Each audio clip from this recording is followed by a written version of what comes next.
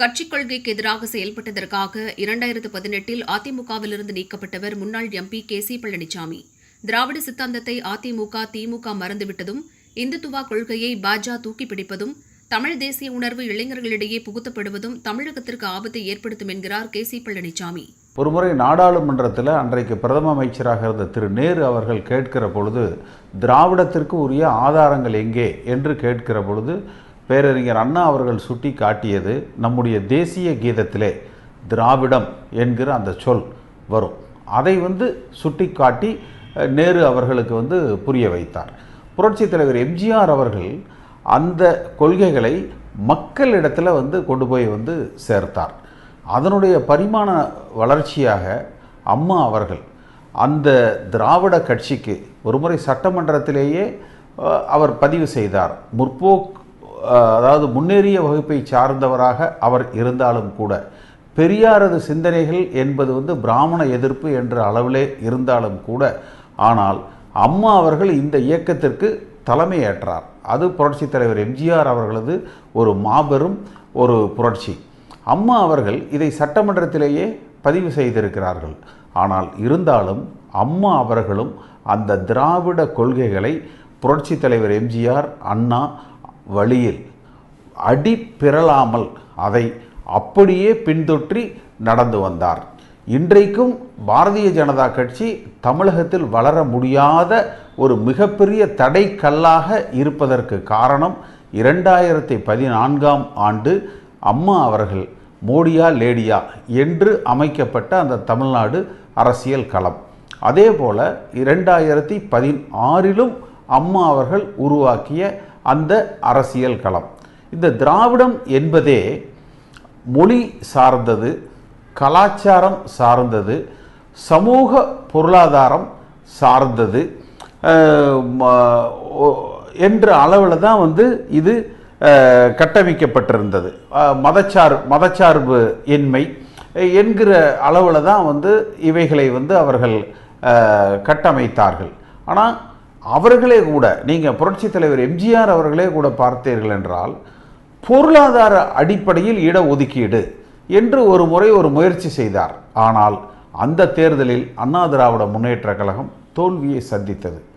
அம்மா அவர்கள் கூட அந்த கிராமங்களில் இருக்கிற அந்த கிராம தேவதைகளுக்கு நரபலி ஆடு, கோழி போன்றவற்றை பலியிடுவதை தடை செய்ய வேண்டும் என்று ஒரு சட்டம் கொண்டு வந்தார்.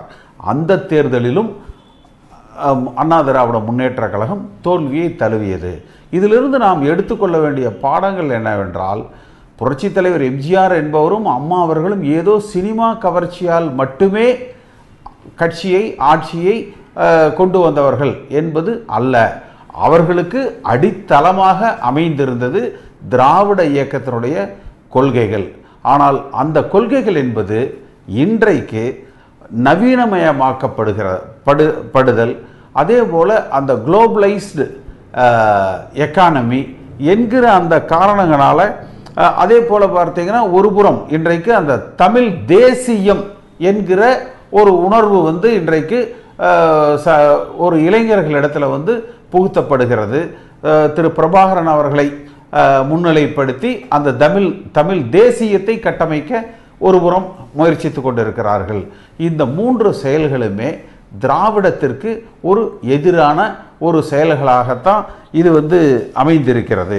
அதே அந்த ஹிந்துத்துவா கொள்கைகள் ஒருபுறமும், தமிழ் தேசியம் பேசுகிறவர்கள் மறுபுறமும் திராவிடத்திற்கு, திராவிட இயக்க கொள்கைகளுக்கு, சித்தாந்தங்களுக்கு ஒரு ஆபத்தை இன்றைக்கு விளைவித்து கொண்டிருக்கிறார்கள்.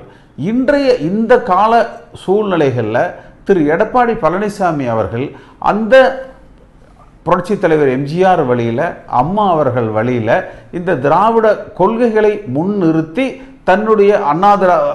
தன்னுடைய அரசியல் பயணத்தை தொடர்கிறாரா? அண்ணா திராவிட முன்னேற்ற கழகத்தை தன்னுடைய ஆட்சி அதிகார பலத்தால் இன்றைக்கு கட்டுப்படுத்தி கொண்டிருக்கிற திரு எடப்பாடி பழனிசாமி அவர்கள் அதிமுகவை சரியான ஒரு திசையிலே வழி நடத்தி கொண்டிருக்கிறாரா என்பதில் பல பேருக்கு ஒரு ஐயப்பாடுகள் இருக்குது. அந்த ஐயப்பாட்டுக்கு காரணம் சிஏஏ, அந்த புதிய அந்த கல்வி கொள்கைகள், புதிய கல்விக் கொள்கைகள், மொழிக் கொள்கைகள் மற்றும் தமிழ்நாட்டினுடைய நலன் சார்ந்த விஷயங்கள் என்று வருகிற பொழுது திரு எடப்பாடி பழனிசாமி அவர்கள் அவருக்கும் பாரதிய ஜனதா கட்சியினுடைய இந்துத்துவ கொள்கைகளுக்கும் எந்த விதத்திலும் வித்தியாசம் இல்லை என்கிற அளவில் அந்த மாநிலங்களில் சுயாட்சி, மத்தியில் கூட்டாட்சி என்கிற அந்த மாநில சுயாட்சி கோரிக்கைகளை முன்னிறுத்துகிற வகையில் அவர் செயல்படுவது இல்லை என்கிற ஒரு மிகப்பெரிய ஒரு ஆதங்கம் தமிழ்நாட்டு மக்களிடத்திலே, திராவிட உணர்வு கொண்டவர்களிடத்திலே, இன்றைய இளைஞர்களிடத்தில் இருக்கு. ஆனால் மறுபுறம் பாரதிய ஜனதா கட்சி என்பது வேல் யாத்திரை நடத்துகிறாங்க. ஆனால் திராவிட முன்னேற்ற கழகத்தை சார்ந்தவர்களும் சமீப காலத்தில் எல்லோரும் பத்திரிகைகளை பார்த்திருப்பீங்க. திரு மு க ஸ்டாலின் அவர்களும் கூட அந்த வேலை கையில் ஏந்துகிற ஒரு நிலைக்கு, அந்த ஹிந்துத்துவா என்கிற ஒரு நிலைக்கு அவர்கள் தள்ளப்பட்டிருக்கிறார்கள்.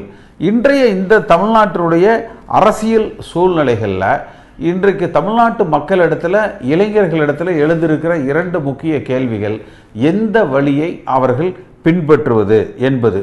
சமூக பொருளாதாரத்தை கட்டமைத்து ஒரு தூய்மையான, நேர்மையான, லஞ்ச லாவண்யங்களுக்கு அப்பாற்பட்ட ஒரு அரசாங்கத்தை, அது ஒரு ஜாதி மதங்களுக்கு அப்பாற்பட்ட ஒரு அரசாங்கத்தை கட்டமைக்கிற அந்த திராவிட வழியிலே செல்வதாக அது இருக்க வேண்டும். மாறாக இன்றைக்கு இருப்பவர்கள் அந்த இந்துத்துவ கொள்கைகளோடு ஒன்றி போய் அந்த திராவிட கொள்கைகளுக்கு எதிராக மத்தியிலே ஆளுபவர்களை அனுசரித்து சென்றால் மட்டுமே தங்களது பதவிகளை காப்பாற்றிக் கொள்ள முடியும் என்று பயணிக்கிற பொழுது அந்த திராவிட சித்தாந்தங்கள் என்பது மறைக்கப்பட்டு அதற்கு மாற்றாக அந்த தமிழ் தேசியம் பேசுகிற அந்த வளர்ச்சி என்பது ஏற்படுகிறது. அது நிச்சயமாக தமிழ்நாட்டிற்கு ஒரு பேராபத்தாக முடியும்.